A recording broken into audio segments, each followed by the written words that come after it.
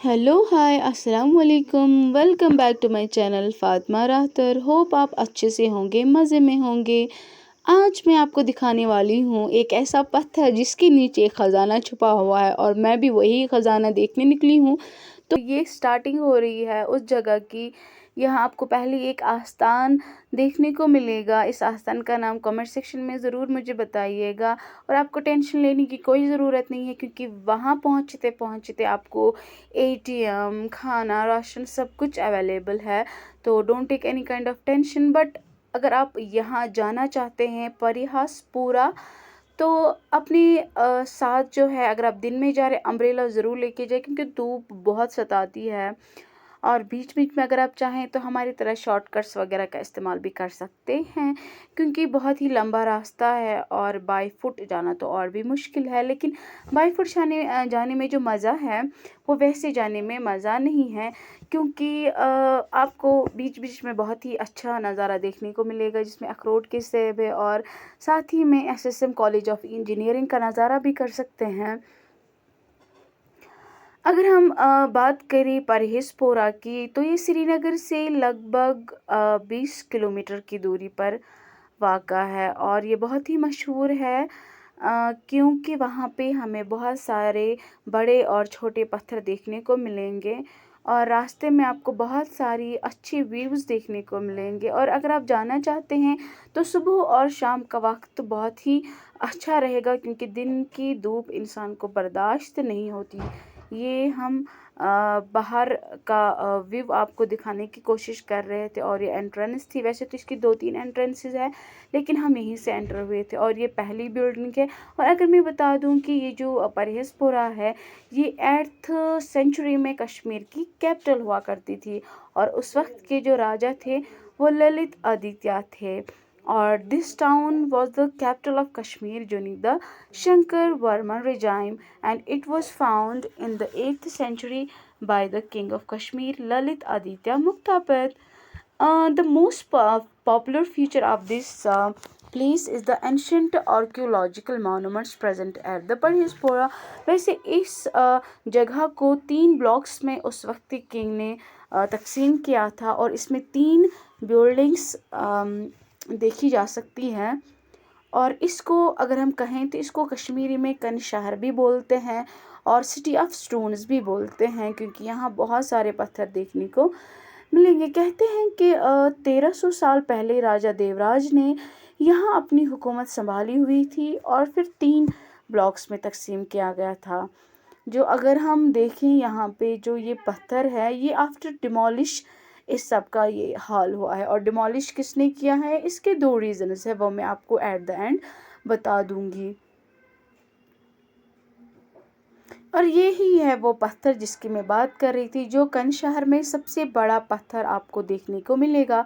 और इस कन शहर में इस पत्थर में मैंने एक बहुत ही खौफनाक चीज़ देखी थी। वो एक सांप था, लेकिन बहुत ही छोटा था और मैंने इसको कुछ भी नहीं किया, क्योंकि मुझे समझ में नहीं आ रहा था ये क्या, ये मरा हुआ है या ज़िंदा है। तो मैंने इसको ऐसे ही रहने दिया। वैसे अगर एक मिथ मैंने इस बारे में सुना है कि इस पत्थर के नीचे एक बहुत ही बड़ा ख़जाना है, जिसको बार बार देखने की कोशिश या निकालने की कोशिश की गई है, लेकिन वो कामयाब नहीं हुए हैं। लेकिन जब मैंने थोड़ा सा नज़ारा इसका किया और मैंने इसके दाएं बाएं नीचे देखा, तो मुझे कचरे के सिवा कुछ नहीं मिला। तो मैं सबसे गुजारिश करती हूँ भाई, अगर आप लोग ऐसी जगहों पे जाते हैं तो प्लीज़ कचरा वचरा न डाला करिए, क्योंकि जो आने वाली नस्ल है उनको, उनके लिए भी तो कुछ छोड़िए ना। और इस सारी चीज़ों को ना गंदा मत करिए, क्योंकि जो भी ऐसे स्पॉट्स होती हैं वो जितनी साफ़ रहें उतना ही हमारे लिए अच्छा रहता है। अभी मैंने बात की थी कि इसको 3 हिस्सों में तकसीम किया गया है। जो पहला हिस्सा है, जहाँ पे आपने देखा एक बुत जैसा बना था, तो उसको स्टोपा कहते हैं। और ये जो स्टोपा थी, इसको ख़ास रखा गया था इबादत के लिए। यानी उस वक्त के जो किंग थे, इन्होंने इसको अपनी इबादत के लिए रखा गया था। यही वजह है कि वहाँ पे हमें बहुत सी बुत की शक्लें देखने को मिलती हैं और बाहर भी जो इमारत है, किस्म किस्म के बुत और किस्म किस्म के नक्शे वगैरह इस पे बनाए गए हैं। वैसे इन सब को देख के लगता है कि उस वक्त के जो पांडवोस थे उन्होंने कितनी मेहनत करके ये पत्थर ऐसे बनाए हैं, क्योंकि इन पत्थरों को हटाना या उठाना बहुत ही मुश्किल हो रहा था।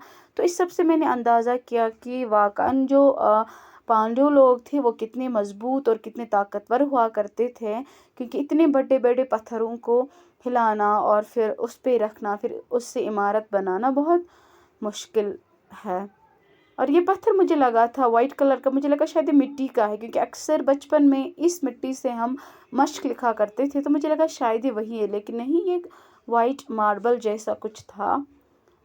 और ये देख लीजिए, बहुत ही अलग अलग किस्म के पत्थर वहाँ देखने को मिलेंगे। कुछ ब्लैक है, कुछ वाइट है, कुछ बहुत ही शाइनिंग रेड कलर के थे। डिसमेंटल के पीछे अगर हम दो रीज़न्स को देखें तो एक रीज़न है, कहते हैं कि जो राजा हर्षवर्धी थे उन्होंने इस पर वार किया, और अगर इस्लामिक तरीके से देखा जाए तो कहा जाता है कि उस वक्त एक बहुत ही स्ट्रॉन्ग अर्थक्वेक आया था, जैसे वर्ल्ड मानसबल के साथ हुआ था, वही जो है इसी के साथ भी हुआ। डिसमेंटल ये अर्थक्वेक की वजह से हुआ था, इसमें क्या सही है नहीं मालूम। और ये मिला था मुझे, जो बचपन में मुझे बहुत ज़्यादा पसंद था।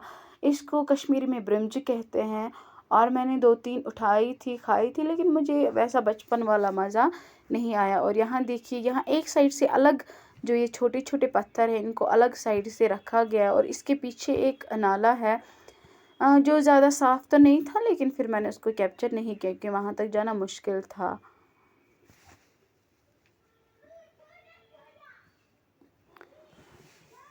अभी मैंने आपसे कहा था कि 3 ब्लॉक्स में तकसीम किया गया है। जो दूसरा वाला ब्लॉक है, मैंने सुना कि वहाँ पे कोच हुआ करता था, और जितना भी इसके बारे में मैंने रिसर्च की तो यही पता चला वहाँ कोच हुआ करता था, जहाँ पे उनकी अदालतें वगैरह हुआ करती थी।